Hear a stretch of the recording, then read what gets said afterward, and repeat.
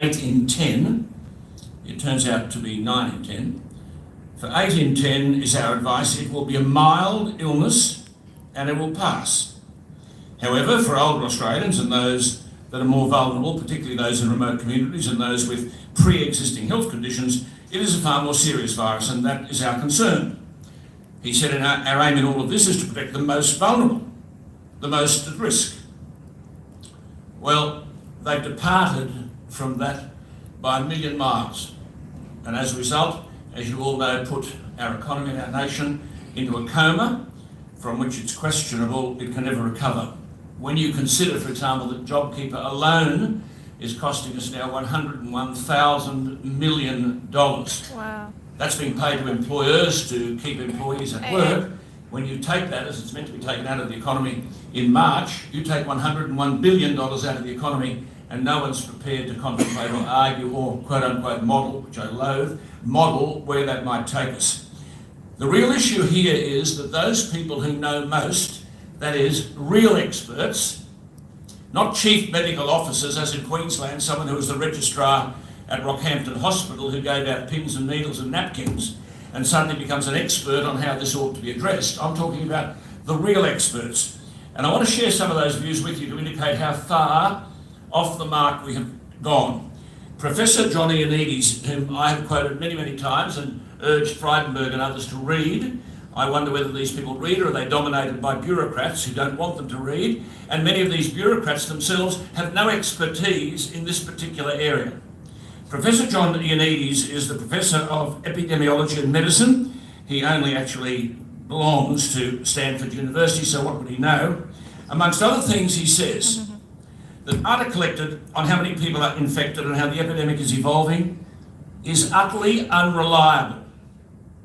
3 months after the outbreak emerged, most countries, including the US, lack the ability to test a large number of people, and no countries have reliable data on the prevalence of the virus in a representative random sample of the general population. He said reported case fatality rates like the official 3.4% rate from the World Health Organization cause horror and are meaningless.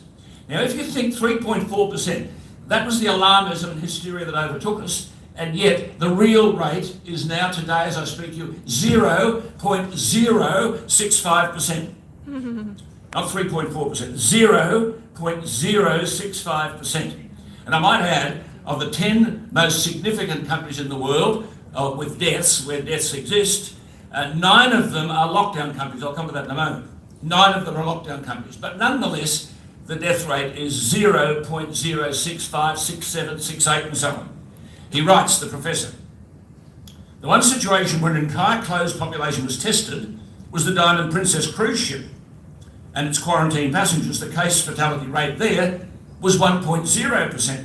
But this was a largely elderly population in which the death rate from coronavirus will be much higher. So even on the Ruby Princess, 1.0%. He further said, a population-wide case fatality rate of 0.05 is lower than seasonal influenza, which is where basically we are today. If that is the true rate, locking down the world and potentially tremendous social and financial consequences may be totally irrational. It's like an elephant being attacked by a house cat. Frustrated and trying to avoid the cat, the elephant accidentally jumps off a cliff and dies. He says, in America, quote, so far this season, 1.07 million specimens have been tested and 220,000 have tested positive. In the same period, the estimated number of influenza-like illnesses is between 36 million and 51 million, with an estimated 22,000 to 55,000 flu deaths. I mean, the point about it is, this must be a really crook illness, mustn't it? It must be a really tough virus when you've got to be tested to find out whether you've got it. It's unbelievable. But see, we've followed lemming-like politicians, chief medical officers, and now we've got to charter the road to recovery. Listen to this.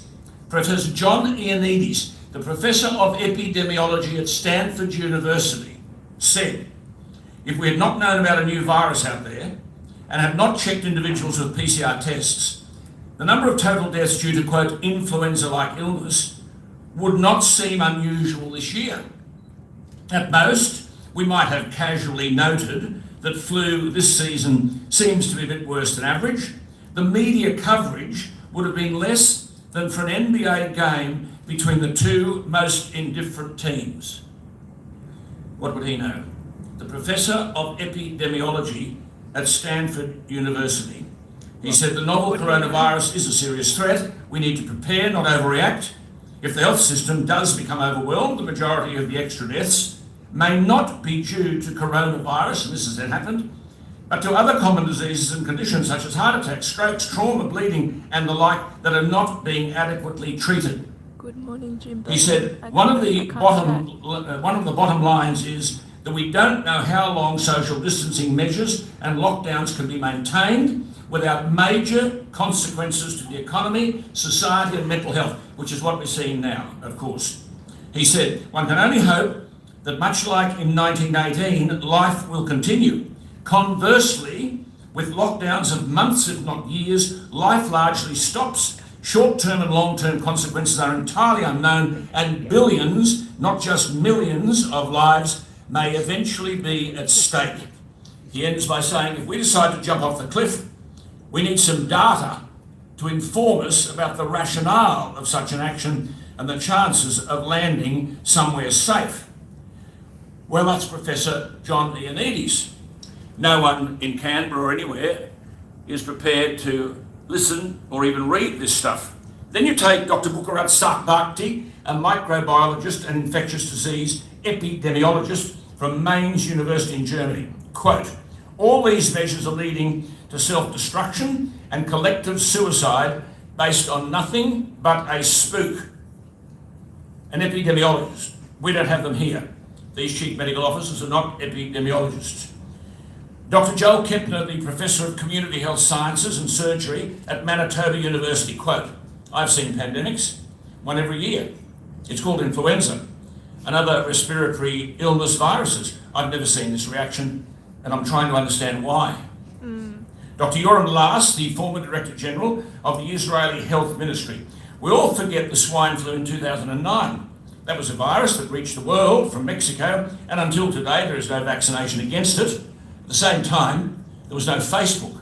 The coronavirus, in contrast, is a virus with public relations. Whoever thinks that governments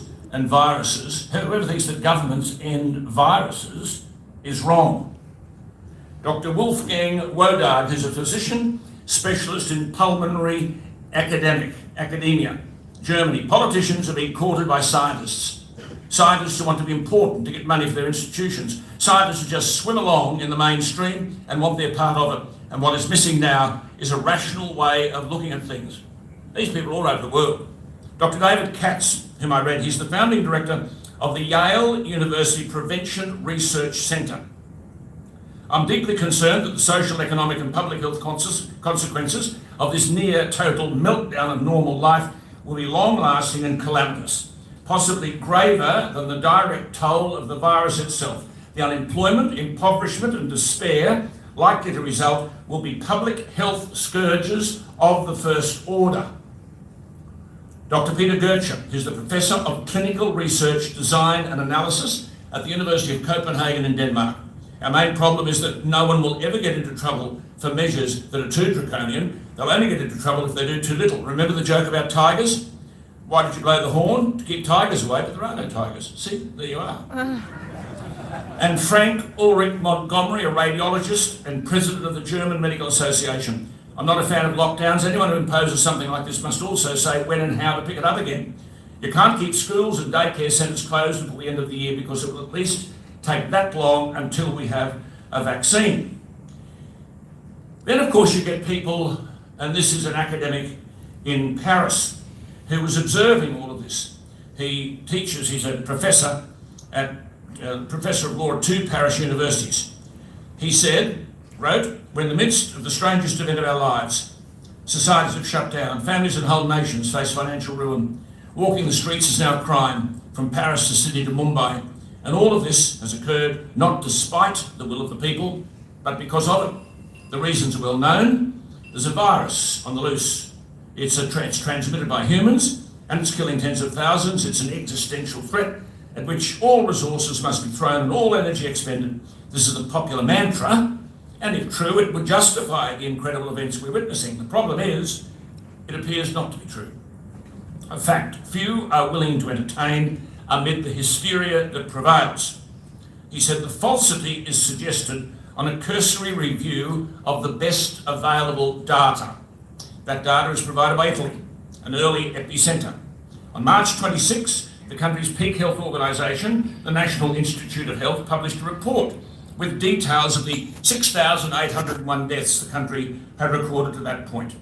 The first statistics of note are the average age of casualties is 78, the median age is 79, a little more than 95% of the victims were over 60, and there were 0 deaths recorded in anyone under 30.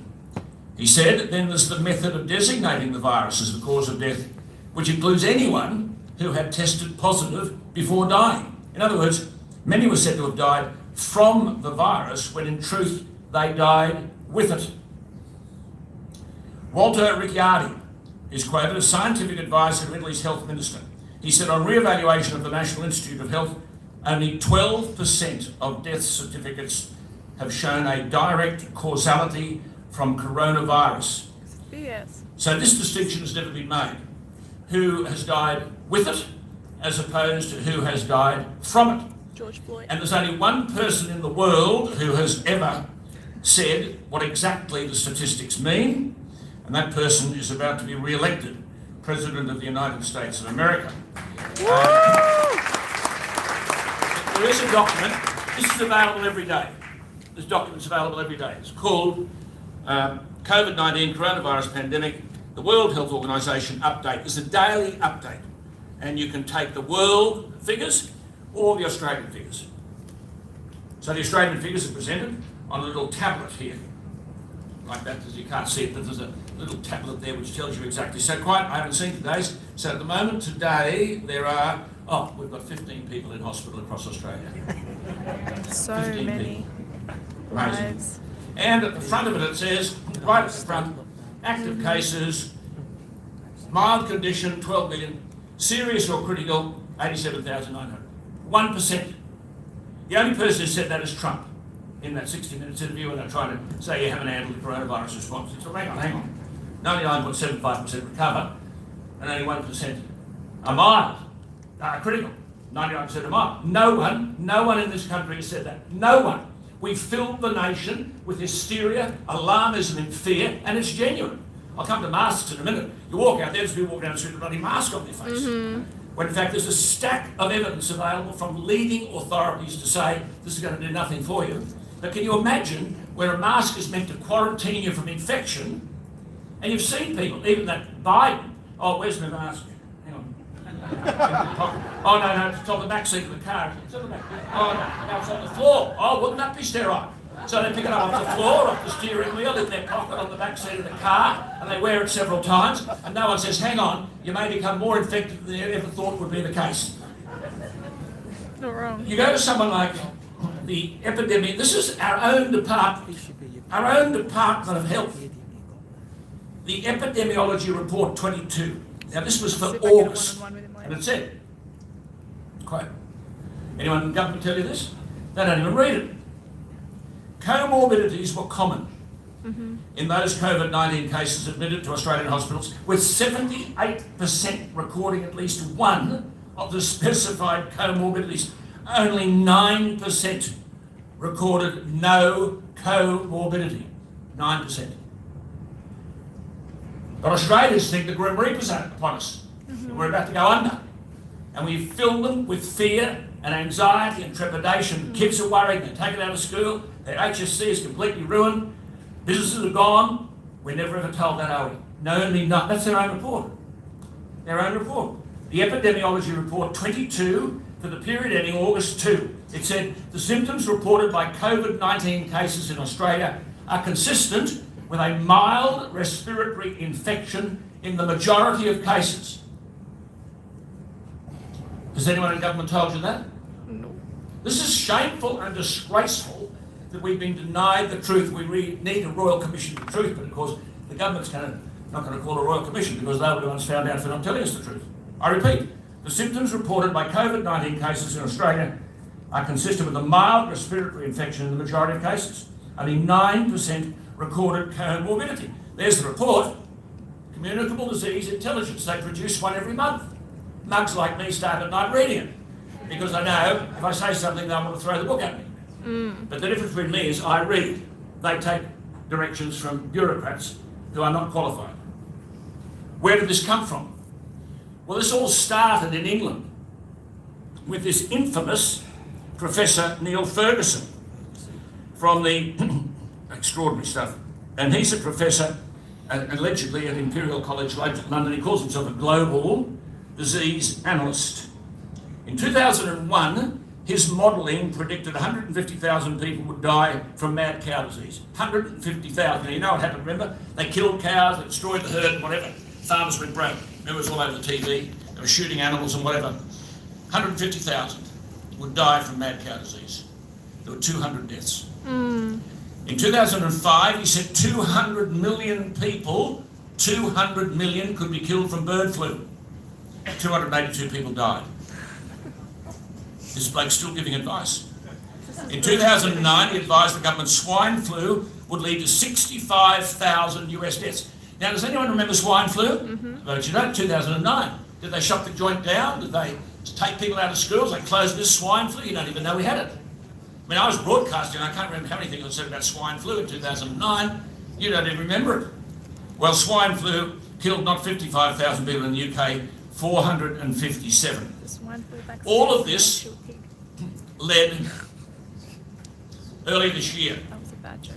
in fact, on the 16th of September, to the resignation of a man by the name of Sanjeev Sablock, who is an economist with the Victorian Department of Finance and Treasury.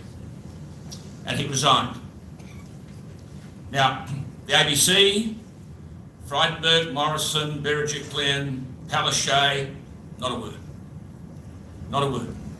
This is what the bloke said in resigning in part. He resigned so that I'd be free to speak out against the state's management of the COVID-19 infection. I made a number of criticisms of the state government on social media. The head of Human Relations at Treasury asked me to remove them. I resigned on the same day, the only honourable course for a free citizen of Australia. I never dreamt I'd see some of the tactics being used to defend the state's health. The pandemic policies being pursued in Australia, particularly in Victoria, are the most heavy-handed possible, a sledgehammer to kill a swarm of flies. These policies are having hugely adverse economic, social and health effects, with the poorer sections of the community who don't have the ability to work from home suffering the most. Australia is signalling to the world that it's closed for business and doesn't care for human freedoms. This will dampen business investment, but also impact future skilled migration, the education industry and tourism. Now, echoing what I had been saying for months and months and months, and getting pilloried for it, the former Victorian Treasury economist said, the whole thing hinges on the scare created by politicians and health professionals. For example, he says, Victoria's Chief Health Officer Brett Sutton, we've found out about him, haven't we, thanks to Peter, claims this is the greatest public health challenge since the Spanish flu. This is no Spanish flu, he said. We can verify that easily. The Spanish flu killed at least 50 million people worldwide in 1918, when the global population was 1.8 billion. Proportionately, because there's now 7.7 billion in the world, proportionately to be as lethal as Spanish flu, a virus would have to kill at least 220 million people today. Instead, he said, about 900,000 have died. Compare this with the 60 million people who die every year. 900,000. The figure today is a bit more than that. He went on, but even if the pandemic had been as big as the Spanish flu, lockdowns could never have been justified. There are strong scientific arguments against lockdown. So what should the government have done? The data was clear from February itself that the elderly are many times more vulnerable to a serious outcome than the young. It was necessary, therefore, to work out a targeted age-based strategy and start aggressively protecting and isolating the elderly, even as the rest of the population was advised on relevant precautions. But that, he said, was not done. He went on, the need for good policy process does not disappear just because we face a public health crisis. In fact, it gets even more urgent. The Victorian Guide to Regulation notes that, quote, it is not possible for governments to provide a completely risk-free society or to prevent every possible event that might cause harm. Risk regulation that is poorly targeted or costly will thwart resources from other priorities. He said governments back in February needed to commission a cost-benefit analysis of alternative policy options that took into account different scenarios, such as with and without a vaccine. Now, I argued at the time that we could have actually booked out, no compulsion, supposed to be Liberal government, you wouldn't know it, but I mean, to book out hotels everywhere and invite the elderly, because we knew those at risk were the elderly, those with comorbidities, and say, we are prepared to quarantine you in there right from the get-go if you want to come. You don't have to come, if you want to come, and we'll do that at government expense. The rest of you be careful, wash your hands, all that sort of stuff. Get on with your life, which is in fact what Sweden did. And Sweden said, herd immunity. I mean, the only way, as you know, when you got the mumps or the measles or whatever, and your mum says, well, that's okay, look, you've got it, you won't get it again. So the more people that get it, haven't got a vaccine, the greatest vaccine is the fact that other people have had it. It's called herd immunity. So Sweden just let people get on with their lives. They practiced orthodox health things, and their death rate in Sweden is lower than countries where there have been massive lockdowns, because epidemiological evidence is that the lockdowns achieve nothing. Well, they achieve a lot, don't they? Destroy economies.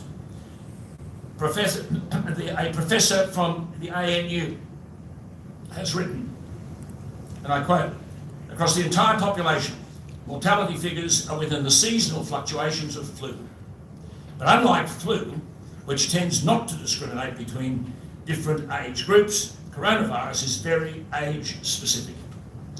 The elderly says with comorbidities like heart and lung disease, obesity and other diseases associated with old age are significant risks. And he goes on.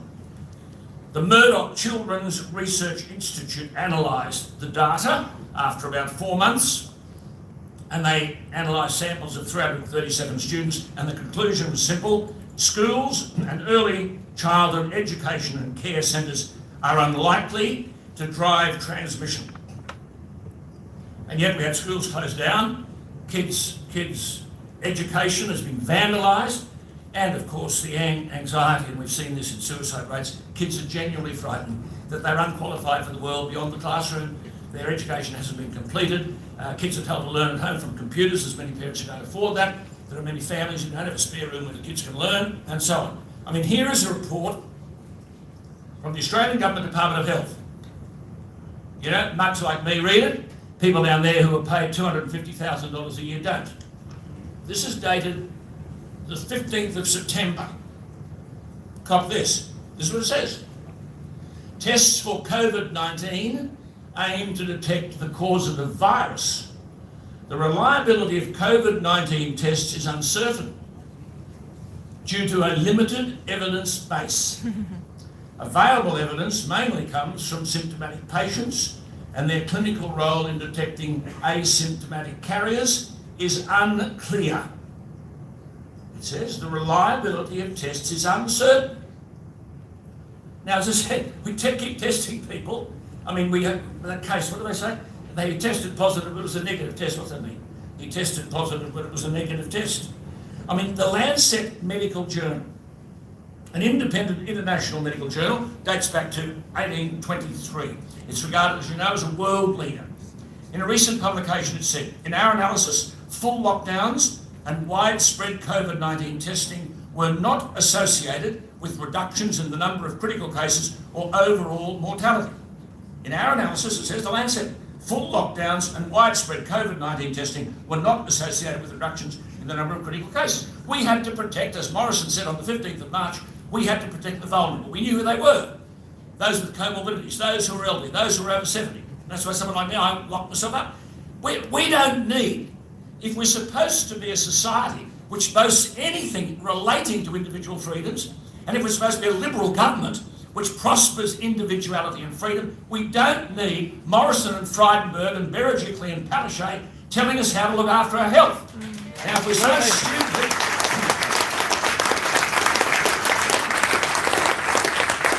we're so stupid that we need that kind of help, then we're in trouble. Now, Professor Woolhouse is a decorated academic, but he's a member of this thing that exists in Britain. It's called the Scientific Pandemic Influenza Group on Behaviour that Advised the Government. It's a long title. It says this, Professor Woolhouse. But, you see, public social media has got the better of Boris Johnson. He's become a little socialist, you know, 100% renewable energy, go out there and lock the place down, lockdowns and wear your mask, because he's frightened. Boris Johnson, with a raging intellect, is just frightened of the reactions on social media. Well, my argument is, you've got to figure out all that, prosecute the case, be confident of the case you're prosecuting, and let the other people go to hell. And that's what we have to do. And if you want an easy route out of it, well, you shouldn't be in the gig. Now, Professor Woolhouse has said this: lockdowns are a panic measure. And I believe history will say, trying to control COVID-19 through lockdown, this is a scientific pandemic group. This is an epidemiological expert. He's been decorated, Professor Woolhouse. He said, trying to control through lockdown was a monumental mistake on a global scale. The cure has become worse than the disease. He said, I never want to see a national lockdown again. But Boris is talking about lockdowns now, when the death rate in Britain is 0.065%. Sweet God. Oh, that's a pandemic, isn't it? 0.065%. He went on, I believe the harm lockdowns is doing to our education, healthcare access. Remember when they said you can't have elective surgery? So we couldn't do cardiovascular surgery, we couldn't do cancer surgery, we needed all the beds. And no one's had more cancers than I have, and you go to St Vincent's Hospital, every bed was empty. The beds weren't used. Remember we were told we need all these intensive care beds, the alarmism took root. Hospitals empty, and people couldn't be treated, and they died. And this is what Professor Woolhouse has said. I believe the harm lockdown is doing to our education, healthcare access, and broader aspects of our economy and society will turn out to be at least as great as the harm done by COVID-19. He said the SAGE, this is this committee of his, had advised the government on dealing with it, but he didn't go on to say that our advice wasn't taken. He said, I suspect right now more people are being harmed by the collateral effects of lockdown than they are by COVID-19. Yes. And this very, very good point. You see, they trot out that Sutton. Now we've seen what Sutton, I hate to say it, but I mean he fiddled with the truth down there in Victoria. You've got that woman in Queensland. She was the registrar at Rockhampton Hospital, giving out pins and napkins and aprons. And suddenly she became Peter Beattie's wife's doctor, and of course those days chief medical officer was nothing, they didn't have anything to do. Oh, you may as well have the gig, it pays you about $400,000 a year. Oh, yeah, she takes it. And suddenly this is on the scene and she's the expert. She's telling you what to do, lock down the borders, do this, that and the other. The Prime Premier says, oh, listen to health advice. Health advice? From who? From whom? Here is Professor Woolhouse saying it's an excellent point. That's crazy. This is why we need a broader range of people on the Government Advisory Board. Now, you know, governments only listen to people who tell them what they want to hear. They won't listen to Ioannidis, they won't listen to Yale, Stanford, Oxford University, I'll come to that in a moment. He says a broader range of people with equal input from economists to assess the damage to incomes, jobs and livelihoods, educationalists to assess the damage to children and mental health specialists, to assess levels of depression and anxiety, especially among younger adults, as well as psychologists to assess the effects of not being able to go to the theatre or a football match. Well, he's been ignored, Professor Woolhouse, and I venture to say that people who are providing our advice have never heard of him. He said instead of concentrating on schools, we should have been concentrating on care homes. The bottom line is if we're to relax measures, we have to accept there will be some outbreaks, which will be containable. Every day, don't you hear, another case, another case. I've constantly said, put the evidence on the table to tell us whether these cases are serious or mild. They won't. Put the evidence on the table which tells us, have these people died from the virus or with us? They won't. Not one person. The only person in the world who cited the WHO figures is Donald Trump. It's a disgraceful abdication by political leaders of necessary responsibility. I've got a table here in front of me. Now this also comes from the World Health Organization. The top 10 countries for COVID deaths per million people at the end of September. The top 10 people. And of the top 10, Brazil is the only non-lockdown country. The only non-lockdown country. The top 10, 9 of the top 10 were in lockdown. Achieved nothing. Absolutely nothing. I mean, it is beyond belief that we could be hoodwinked like this, and we're good people. We don't protest in the street, march in the streets, so I feel like doing it. I mean, it is extraordinary. Epidemiologists have been ignored. Listen to this about masks. This is the other thing. Now, that dopey Dan in Victoria says, we're going to open, Victoria will be open to international tourists by the end of the month. Just think what that means, international tourists. Now, has anyone ever been to Melbourne in December or January, Australian Open Tennis Championships and so on? It is as hot as Hades. And in that environment, you will compulsorily wear a mask. Can you believe it? Who the hell is going to go to Victoria in summer to wear a mask for which there is no epidemiological justification? And so here we have Dr. John Meehan from Global Research saying, all over the world, bacterial pneumonias are on the rise. Why might that be? Because untrained members of the public are wearing medical masks repeatedly in a non-sterile fashion. They're becoming contaminated. They're pulling them off their car seat, off the rearview mirror, out of their pockets, from their countertop. And they're reapplying a mask that should be worn fresh and sterile every single time. He says the mask man, this is Roger Coops from the University of California, the mask mandate idea is truly ridiculous, knee-jerk reaction, and needs to be withdrawn and thrown in the waste bin of disastrous policy, along with lockdowns and school closures. And here is another scientist who said, Professor Christian Torp Peterson. Now, I read this survey. This is about 200 pages, amazing stuff. There's Professor Christian Torp Peterson from North Zealand Hospital in Denmark. And basically what they're saying is, well, we're not listened to.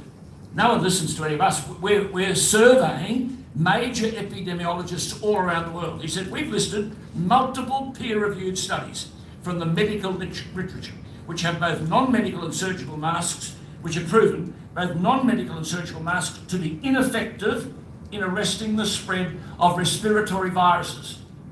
And Andrews has got these people compelled, oh, we're mad here too. Gladys and all the rest of it, put a mask on, or go and make everyone wear their buses or something. They've never read any of this sort of stuff. You ask them to put the evidence down, they don't. This is what these people have said. In keeping with this body of evidence, the Centre for Disease Control and Prevention, this is in America, does not recommend that people who are well wear a face mask, including respirators, to protect themselves from respiratory disease, including COVID-19. The study says, its words, these are peer-reviewed of epidemiologists around the world. Quote, mask mandates showed no benefit in curbing subsequent peaks of infection.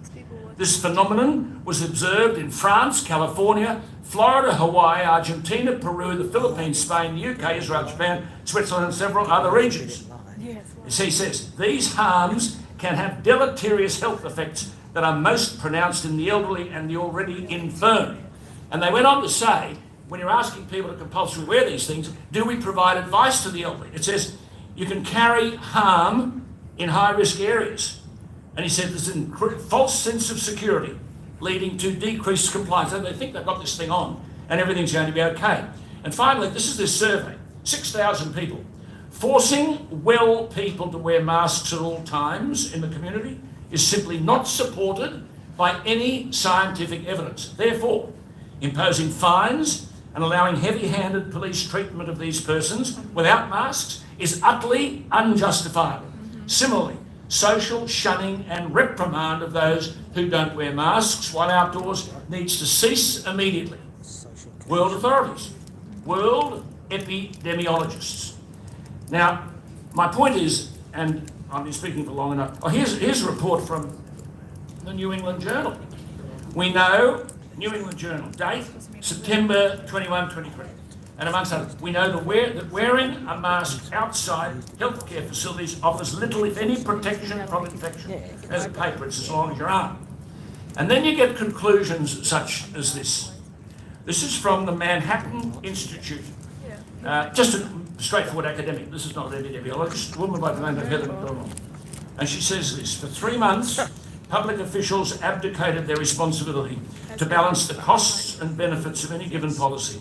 They put the future of hundreds of millions of Americans in the hands of a narrow set of experts who lack all awareness of the workings of economic and social systems, and whose science was built on the ever-shifting sand of speculative models and on extreme risk aversion regarding only one kind of risk. Another Australian academic has written, "It's way past time." Now this is a historian, so not an epidemiologist, a historian, eminent historian. "It's way past time for all of us to regain a sense of perspective. Yes, it's dreadful that on quite a few days, more than a dozen people have died. But every day, about 450 Australians die of natural causes, including about 150 in nursing homes. Every day, about 136 Australians die from cancer. About 48 Australians die from heart disease. 10 Australians commit suicide every day. Depending on its severity, in some years, more than 1,000 Australians, or 3 a day, die from influenza. Yet there aren't normally breathless news bulletins reporting the deaths of very old people in nursing homes, nor have people ever before been placed under virtual house arrest, the economy ever all but closed, or government spending ever approached wartime levels to protect us from a virus that leads to the death of people with a median age of 80. And you know, I'll just make a couple of general comments before I wind up, but you get the example of a person, a father who wrote to me, an Adelaide man. He was denied, this is where we are, he was denied permission to drive to Torquay in Victoria for his 96-year-old mother's funeral. Oh my. His local federal MP tried to intervene on compassionate grounds, was told that under the emergency powers provisions in force in South Australia, the relevant state minister had no discretionary power. Another has written to me to say, in Victoria, "Alan, I'm in prison in my own home. I'm enforced to comply with a narrative I completely disagree with. All of my freedoms have been taken away. I have no voice. Whenever I write to people, not one person apart from you answers my question. All I get is a patronising standard response telling me about all the positive things that we are doing in response to the virus. I cannot leave my own country or state. Yet overseas students will shortly be welcomed into South Australia with open arms. My country has become one divided into states and territories where people are hostile to and fearful of one another." He said, "The country that I love has become divisive. It's heading for economic disaster. It's being run by people that are in it for themselves and not for the genuine good of people." Now, there are any number of surveys that have been done, particularly about kids. I hear from these every day, and the stories that they write ought to shame government. A male student from regional New South Wales has written, "I used to work as a lifeguard." This was a UNICEF Australia survey of 11,000 children across Australia. "I used to work as a lifeguard for my local pool, and so my job was one of the first to be shut down, and that's pretty hard on me because not only am I not getting much money, but also the pool is one of the main areas I like to go to. I enjoy working there, I enjoy talking to people there, so I basically lost one of my key points in my social network, which makes it more difficult to talk to people, which makes it more difficult to keep stress in, and it just goes on and on." It's absolutely shameful, and I have told political leaders in this country that quite clearly. They don't answer the letter. It's an absolute disgrace what we're doing to these kids. Another one says, "I know for me specifically, my stress levels have gone through the roof. A lot of news articles are specifically about kids in metropolitan areas who go to really expensive schools saying how bad their experience is and how stressed they are. What about kids who don't even have basic internet access? I can imagine how they're feeling." Another, "I wasn't really stressed on a macroscopic level. I just had trust in our government and several other institutions who take into account this stuff like the pandemic. I definitely became more stressed on a personal level with my ability to carry out work and keep doing online classes and do all the assignments and homework and all those sorts of things on time, from home, staying in my bedroom where my desk is or always has been tied to me every day." And you can go on and on. I mean, one survey that I read from a very significant British science writer who has his scientific area of expertise is in what he calls the extremes of human brain, body and behaviour. And he found that, quote, the education of nearly 1.6 billion pupils in 190 countries has so far been affected. And of course then you talk about the deaths in aged care, and that Peter Rosen, who was the counsel assisting the Royal Commission, said simply, and this is our problem, and you've seen this in Victoria, neither the Commonwealth Department of Health nor the aged care regulator developed COVID-19 plans specifically for the aged care sector. So where are we? Well, I'll tell you where we are. Liberalism is gone, and when you actually have a government that makes everybody dependent upon them, where dependence has replaced independence, where personal freedoms have been compromised, where humanity basically has been eroded. We've got a prison state down there, you've got arbitrary decisions about border closures, when the evidence suggests they achieve nothing, lockdowns nothing, masks nothing. This is a virus, it's difficult, we know where the problem is, we never addressed that, but Morrison, to his credit, identified it on the 15th of March. We departed from all of that, and we're asking the economic and social consequences. They're obvious. Suicides have escalated, there are kids now feeling that their education has been compromised, the social interaction that is needed between children at school has been taken away from them, and we don't know yet, we can't yet have analysed. I mean, all these studies that I've read say the consequences will be felt later on. We don't know what impact this has got. It's all right if kids are surrounded by parents who are rational and knowledgeable and can reassure the children. But what about where the kids sense the anxiety amongst parents? Dad's lost his job. He comes home, that anxiety feeds into the children. Mum's anxious, there's tension in the house. They don't have a bathroom for every kid. In Melbourne, they were locked around, there's hardly any windows in some of those places. I mean, basically, like, as I said, battery hens, living like battery hens. And yet, at the end of the day, we've got business out there, with 66 billion in deferred loans. How did business ever, talk about the economic consequences, how did business ever manage to get on top of all of that? And then, of course, you've got businesses who say, well, my money, I've got a bit of property, I'm trying to make a quid, and I rent out a few places, and my tenant tells me I don't have to pay the rent. I don't have to pay the rent, I'm on JobKeeper or JobSeeker, I don't have to pay the rent. And these people say to me, what the hell is going on? What kind of country is this? Is this a Liberal government or not? I mean, this is worse than Putin.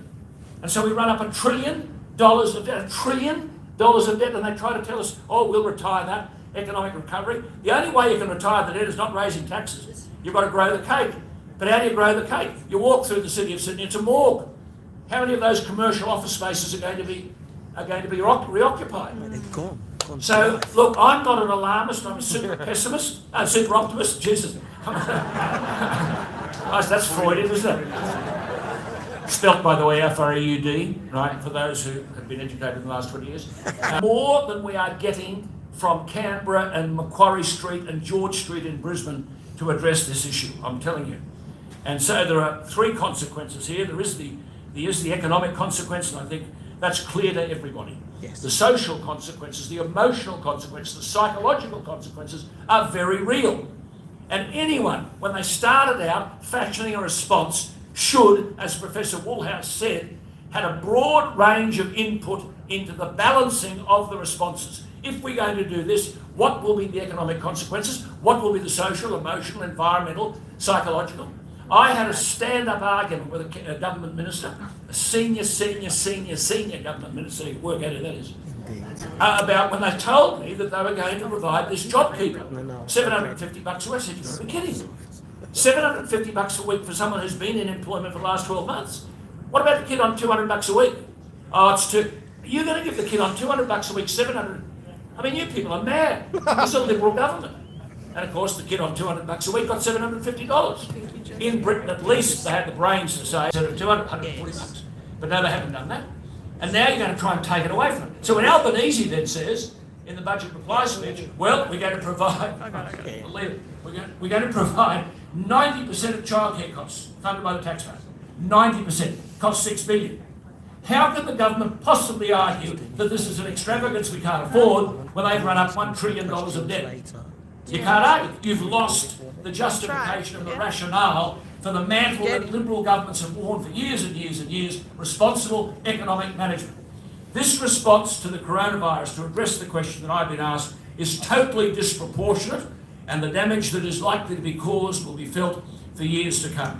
Thank you for inviting me. We could talk for hours about all of this, but I hope I'd be able to provide some background as to what alternatives were available.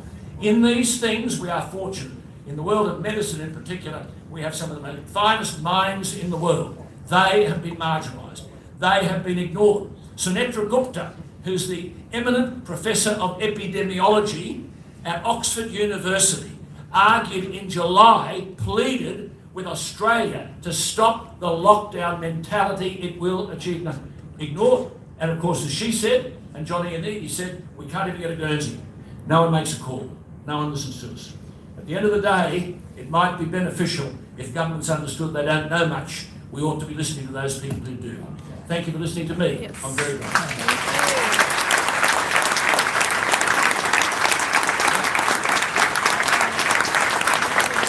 We will now be taking a short break. This is the question. We will